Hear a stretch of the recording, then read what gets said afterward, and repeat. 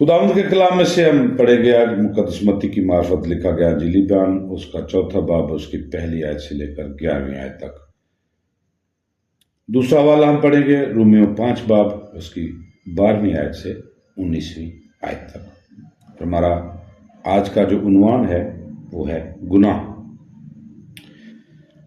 ہم 3 طرح سے اس کو دیکھنے کی کوشش کریں گے۔ یاد رکھیں کہ گناہ موت کی طرح ایک ناخوشگوار مضمون ہے، کیونکہ انسان گناہ کے بارے میں سوچنا اور سننا پسند نہیں کرتے، اس لیے کہ گناہ ان کو برے لوگ بنا دیتا ہے، اور کوئی بھی برا بننا نہیں چاہتا اور نہ برا کہلانا چاہتا ہے۔ بہت سارے لوگوں کے لیے گناہ اجنبی تصور بن چکا ہے، کیونکہ انسان معاشرے اور ماحول پر الزام دیتا ہے اور اپنے آپ کو اس کے لیے جواب دہ ٹھہرانے کے لیے تیار نہیں ہے۔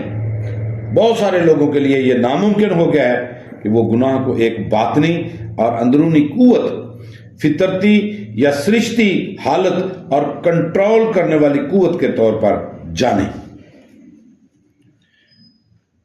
بائبل مقدس میں گناہ کے لیے 5 الفاظ استعمال ہوئے ہیں، خاص طور پر جن کا اطلاق گناہ پر کیا گیا ہے۔ نمبر 1، نشانہ خطا ہو جانا یا چوک جانا، حمارتیا۔ نمبر 2 ہے پارسس، اوپر سے گزر جانا، حد کراس کر جانا، وہ لائن جو درست اور غلط کے درمیان ہے اس کو پھاند جانا، اس لائن کو عبور کرنا جو دیانتداری اور بددیانتی کو تقسیم کرتی ہے۔ پاراپٹوما، پھسل کر گزر جانا، یہ پھسلنے کی ایک قسم ہے، جس طرح برف یا سڑک پر پھسل جاتے ہیں۔ یہ اس وقت ہوتا ہے جب ہم ضبط نفس سے تجاوز کر جاتے ہیں۔ اوفیلیا، اس کا مطلب ہے کہ قرض، اپنا حساب چکانے میں ناکام رہنا، اپنے فرائض کی ادائیگی میں ناکام ہو جانا۔ نمبر 5 پر ہے انومیا، قانون شکنی۔ یہ ایسے شخص کے لیے جو حق کو جانتا ہو اور پھر بھی گناہ کرے، یا قانون کو جانتا ہو اور پھر بھی قانون کو توڑے۔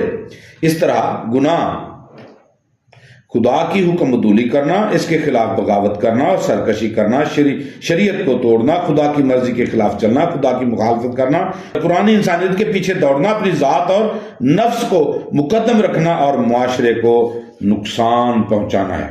اس سے فطرت انسانی میں بگاڑ اور فساد پیدا ہوتا ہے اور انسان اپنے مقام سے گر جاتا ہے، اس کی صورت مسخ ہو جاتی ہے۔ گناہ کی ابتدا کب ہوئی، سوال یہ پیدا ہوتا ہے۔ یہ نہایت ہی اہم سوال ہے۔ یاد رکھیں کہ گناہ کی ابتدا پہلے انسانوں میں نہیں بلکہ روحانی مخلوق میں ہوئی۔ پہلا گناہ کرنے والا لوسیفر تھا۔ عیسیٰ نبی کی کتاب کے 14ویں باب میں اور حزقیل کی کتاب کے 28ویں باب میں اس کا تذکرہ موجود ہے، آپ پڑھ سکتے ہیں۔ انسانی نسل میں گناہ کی ابتدا آدم اور حوا سے ہوئی۔ لوسیفر گناہ کے باعث شیطان بنا اور ابلیس کہلایا، اور اس نے خدا کے منصوبے کی مخالفت شروع کر دی، اور سب سے پہلے اس نے انسان کو آزمائش میں ڈال کر خدا سے دور کر دیا۔ پیدائش کی کتاب کے 3 باب میں اس کا احوال لکھا ہے۔ پھل کھانے کے باعث اس کی فطرت آلودہ ہو گئی اور ان کے اندر گناہ کی فطرت نے جنم لیا۔ خدا نے ان کو باغ میں سے نکال دیا، ان کے ابھی بچے نہیں تھے۔ اولاد گناہ میں گرنے کے بعد ہوئی۔ اس وقت اولاد ان کے صلب میں تھی، اس طرح صلب بھی نافرمان ہو گیا، اور صلب سے پیدا ہونے والی اولاد بھی گناہ گار فطرت کا شکار ہو گئی۔ پولس بیان کرتا ہے کہ ہوا کے شیطان کے ہاتھوں فریب کھانے سے گناہ انسان میں داخل ہو گیا۔ تیموتھیوس کے پہلے خط کے 2 باب کی 14ویں آیت میں مرقوم ہے۔ پولس بڑی صفائی سے بیان کرتا ہے کہ گناہ آدم کے باعث نسل انسانی میں داخل ہوا۔ گناہ دکھنے میں کیسا لگتا ہے، اس کی نوعیت کیا ہے؟ ایک عالم کارنر کہتا ہے کہ گناہ صرف غلط افعال، خیالات یا اقوال ہی نہیں، بلکہ گناہ کی فطرت بھی انسان کے لیے گناہ ہے، کیونکہ اسی وجہ سے غلط افعال، خیالات یا اقوال پیدا ہوتے ہیں اور انسان ان کی طرف مائل ہوتا ہے۔ اس کے اثرات کیا ہوتے ہیں؟ نفس پرستی، جسم کے مطابق چلنا۔ المسیح اور پولس کے بیان کے مطابق جسم کے کاموں کی فہرست یوں ہے کہ حرام کاری، چوری، خون ریزی، زناکاری، شہوت پرستی، لالچ، بدی، مکر، بد نظری، بدگوئی، شیخی، بیوقوفی، نشہ بازی اور ناچ رنگ اور ان کی مانند اور کئی افعال شامل ہیں جو جسم کے کام ہیں۔ سوال یہ پیدا ہوتا ہے ان تمام کا علاج کیسے کیا جائے، انتظام کیا کیا گیا ہے؟ خدا نے انسان کے گناہ کا کیا علاج کیا، کیا انتظام کیا؟ کیونکہ خدا انسان سے محبت کرتا ہے۔ پرانے عہد نامے میں جو الفاظ گناہ کے علاج کے لیے استعمال ہوئے ہیں، ان کا مطلب ہے کھلی جگہ پر اور آزادی کے ساتھ کھلے ماحول میں لے آنا۔ زبور 18 اس کی 36ویں آیت، زبور 66 اس کی 12ویں آیت، یسایہ 38 اس کی 20ویں آیت میں شفا، بیماریوں سے رہائی، یرمیہ 30 باب اور اس کی 7ویں آیت میں دکھ سے رہائی، یسایہ 43 11 آیت میں کہ خدا کے بغیر نجات ممکن نہیں ہے، وہ اپنے لوگوں کو چھڑانے والا ہے۔ عہد عتیق میں یہ ایک تصویر ہے کہ خدا نے ایسا انتظام کیا ہے، سب کو چھڑا رہا ہے،